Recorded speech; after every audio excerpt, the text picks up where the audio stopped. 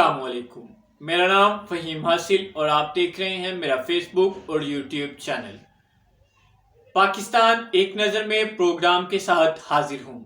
آج ہم بات کریں گے بلوچستان پر۔ بلوچستان پاکستان کا رقبے کے لحاظ سے سب سے بڑا صوبہ ہے۔ بلوچستان کے مغرب میں ایران، شمال میں فاٹا افغانستان، جنوب میں بحیرہ عرب اور مشرق میں سندھ واقع ہے۔ بلوچستان کا کل رقبہ 3,47,190 مربع کلومیٹر ہے، جو پاکستان کا تقریباً 43% پاکستان کے کل رقبے کا رقبہ ہے۔ اس کے بعد بلوچستان کے 28 ٹوٹل اضلاع ہیں اور بلوچستان کا دارالحکومت کوئٹہ ہے۔ بلوچستان خوبصورتی کے ساتھ ساتھ انتہائی کشیدہ مسائل سے گھرا ہوا صوبہ ہے۔ بلوچستان میں ہر طرف ایک پسماندگی اور افسردگی کی فضا ہے۔ بلوچستان میں سہولیات کا فقدان ہے۔ پاکستان میں ٹوٹل 277 کے قریب یونیورسٹیز ہیں، جس میں سے صرف 12 یونیورسٹی بلوچستان میں ہیں۔ اور آپ اس بات سے حساب لگائیں کہ صرف اسلام آباد میں 24 یونیورسٹی صرف اسلام آباد میں ہیں، اور 12 یونیورسٹی اتنے بڑے ملک کا سب سے بڑا صوبہ، صرف اس میں 12 یونیورسٹیز ہیں۔ بلوچستان میں لٹریسی کا ریٹ، شرح خواندگی جو ہے وہ تقریباً 44% شرح خواندگی ہے۔ اس کے بعد وہاں ایجوکیشن کی کمی ہے، وہاں سہولیات کی کمی ہے، وہاں ہسپتالوں کی کمی ہے، وہاں گھروں کی کمی ہے، وہاں پانی کی کمی ہے۔ ہر چیز کی کمی بلوچستان میں پائی جا رہی ہے۔ ہم دیکھتے ہیں کہ بلوچستان میں اتنی جو مسائل ہیں ان کی وجہ کیا ہے؟ کیا وہاں پر وسائل موجود نہیں؟ تو آئیں دیکھتے ہیں کہ وہاں پر کیا کیا وسائل موجود ہیں۔ تو آپ اگر بلوچستان کے ریجن پر دیکھیں، اگر آپ پاکستان کو دیکھیں تو پاکستان کا اس وقت سب سے بڑا جو سمجھا جا رہا ہے گیم چینجر وہ گوادر ہے۔ تو آپ اس کی لوکیشن دیکھیں تو وہ گوادر جو ہے وہ بلوچستان میں موجود ہے، یعنی جس سے پاکستان کی تقدیر بدلی جا سکتی ہے، وہ بلوچستان کی تقدیر کیوں نہیں بدل سکتا؟ پھر اس کے بعد یہاں پر ریکوڈک جو ہے، جو پاکستان کا اس وقت کہا جا رہا ہے کہ 5ویں دنیا کی سب سے بڑی سونے کی کان وہاں پہ موجود ہے، وہ بھی بلوچستان میں ہے۔ پھر اس کے بعد وہاں پر سونے کے، تانبے کے، چاندی کے، ایلومینیم کے، لوہے کے بے تحاشا ذخائر وہاں پہ موجود ہیں۔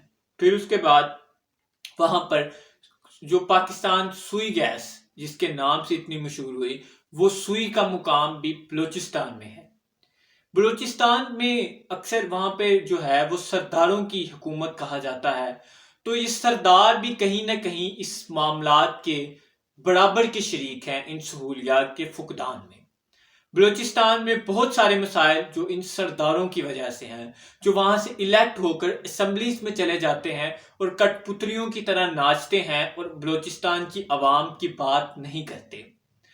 جو بلوچستان کا مسئلہ اب تک زیادہ سنگین سے سنگین تر ہوا، وہ سنگینیت میں زیادہ اضافہ تب ہوا کہ جب بگٹی، نواب اکبر خان بگٹی کو مشرف نے قتل کروا دیا، جس سے وہاں پر خون ریزی میں اضافہ ہوا۔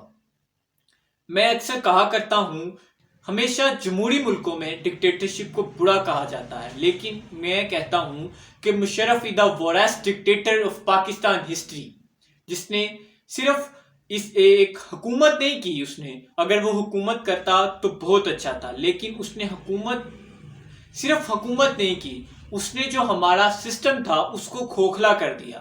اس نے اپنے بندے وہاں پہ جو بھی معاملات تھے، میں ان پر بحث نہیں کرنا چاہتا، کبھی موقع ملا تو ان پر بحث کروں گا، کہ اس نے وہ جو ڈھانچہ تھا اس کو نقصان پہنچایا۔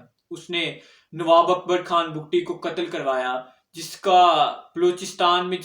کی وجہ سے بلوچستان میں اب بھی جو بہت سارے معاملات ہیں، جو کشیدگی ہے وہاں پر، جو دہشت گردی ہے، اس میں وہاں تب اضافہ ہوا۔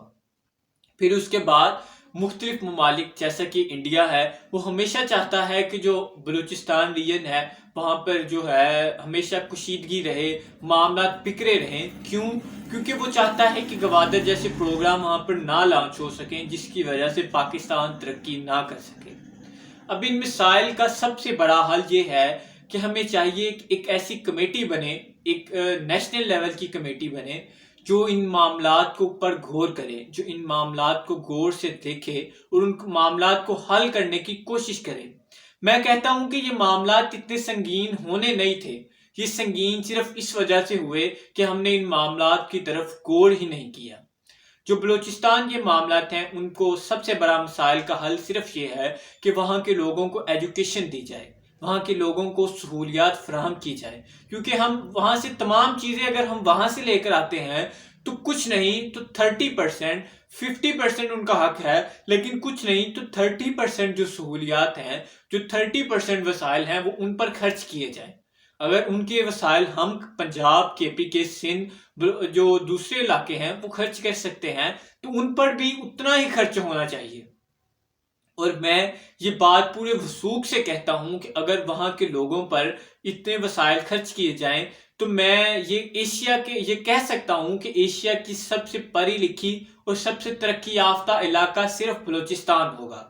क्योंकि वहां पर वसाइल की कमी नहीं है, वहां पे बेतहाशा वसाइल है। अगर हम चाहते हैं कि पाकिस्तान स्टेबल हो, पाकिस्तान तरक्की करे, तो उस तरक्की का सबसे बड़ा जामिन बलूचिस्तान है। अगर हम चाहते हैं कि पाकिस्तान तरक्की करे तो हमारे लिए ज़रूरी है कि अपने पूरे रीजन को एक स्टेबल बनाने के लिए सबसे ज़रूरी है कि हम बलूचिस्तान की तरक्की की तरफ गौर करें।